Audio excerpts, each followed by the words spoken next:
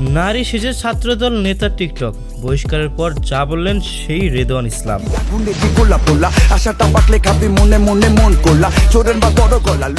ব্রাহ্মণবাড়িয়ার কফসা উপজেলার ছাত্রদলের একটি কলেজ কমিটি ট্রান্সজেন্ডার সদস্য অন্তর্ভুক্তি নিয়ে ব্যাপক আলোচনা সমালোচনার পর সাংস্কৃতিক বিষয়ক সম্পাদক রেদওয়ান ইসলামকে বহিষ্কার করা হয়েছে। গত রোববার জেলা ছাত্রদলের দপ্তরে দায়িত্বে থাকা যুগ্ম আহ্বায়ক মামুন খান স্বাক্ষরিত এক বিজ্ঞপ্তিতে বাংলাদেশ জাতীয়তাবাদী ছাত্রদল থেকে তাকে বহিষ্কার করা হয়। তুমি প্রেম করবা কিন্তু এসব করবা না, তা কি হয় মাম্মা?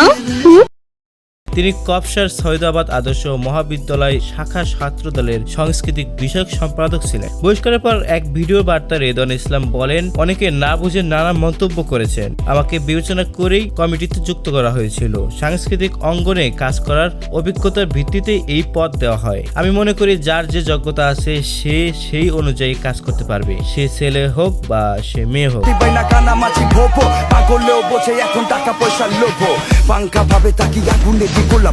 আশাটা পাকলে খাবি মনে মনে মন করলা চোরের বা বড় গলা লুয়ালো বিচার।